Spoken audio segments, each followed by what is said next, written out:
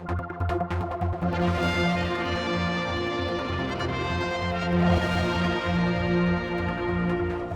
it's great to come back down here to a very special site. Just back in January, it was the centre for a major event as Peggy was being moved out. I mean, that was, you were watching that very carefully. I mean, wow, what a day, hey? It was very fraught. There was a big team involved. It was the culmination of a lot of work.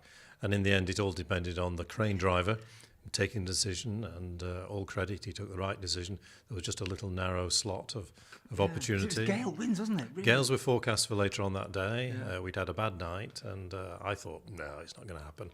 And then it did, smoothly, beautifully. Beautifully. Not off it's gone now, it's being restored, it's drying out, is it? The process is a long one, and this is one of the challenges we've had to face. If you remember things like the Mary Rose, which have been 20 years gradually drying out, Peggy's not quite as wet as that. But we're still talking about years of slow, careful drying out. And as it dries out, you know, the boat will shrink, the wood will shrink. So we've got to be very careful that she doesn't just fall apart. Once we've done that, we'll analyse her, look at the paint, you know, look at how she was put together again in detail. Because in this cellar, we've hardly really been able to look at her properly. Well, so we are doing this where the boat was. Where she was. And now there's a hole here. But you had the choice, I suppose, once it's gone, what do you do with this place? Because everything revolved around the Peggy, didn't it? Yes, I mean, this is an old favourite of people. It's been a museum, you know, for 50, 60 years. So it's a long time since it was refurbished. And we had a tough decision. We had to do an awful lot in order to get her out. We had to take away the garden that was outside, excavate that, and in doing so we discovered a dock. We've been doing a lot more work on the Quail papers, looking at the archive for evidence. So there's lots more stories we discovered. So we decided in the end that what we would do is keep the museum open. We've closed it for the winter, during which time we've installed a new gallery.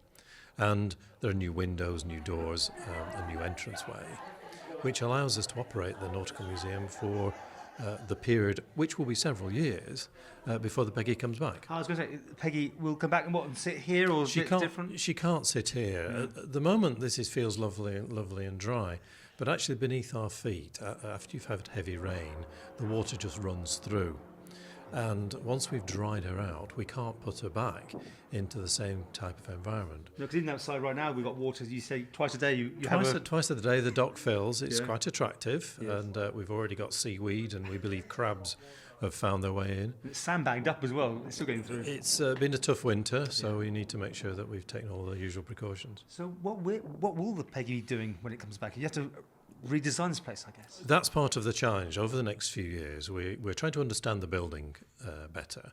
And actually, this is several buildings. It's used as a cow shed, a pigsty, stable block, and then turned by George Quail into a summer house, a cabin room, a boat house.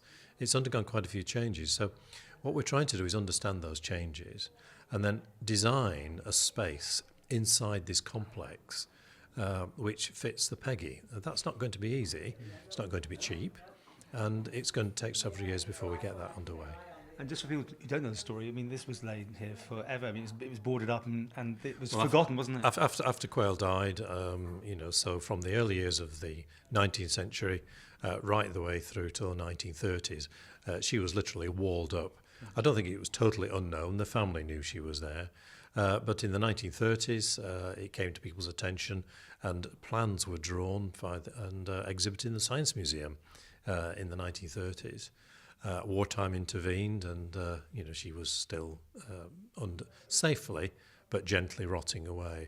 And the building and the Peggy were given to the museum in the 1940s, and it turned into a public museum. And just remind me, the claim to fame for this vessel is the oldest? Well, Peggy is one of the oldest yachts in the world, and there is a National Historic Ships Register in the UK, and people will recognise the Cutty Sark, HMS Belfast, HMS Victory, and the Peggy. They are all on that same register. So this is a Grade 1 heritage boat which has an amazing history.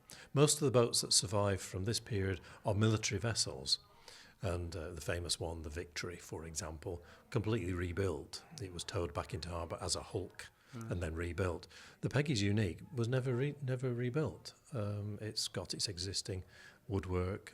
The museum refitted a keel in the 1950s, but it's substantially intact. Great. Well, we'll follow the story through for how many years, if we're still here for it. You have plenty of opportunities, plenty of episodes in the future. Okay, and this is going to be interesting. You got ideas for what you're going to do with this area? What there'll be is just, if I dare say it, a cardboard cutout, but we'll put something the same size as the Peggy, so you get a sense of the scale. But we're telling her story upstairs, and as time passes, you'll be able to go and visit. The Heritage Open Days we do every October, and you'll certainly be able to go and see the Peggy in a new home in Cool Road in Braddon during the Heritage Open Day period.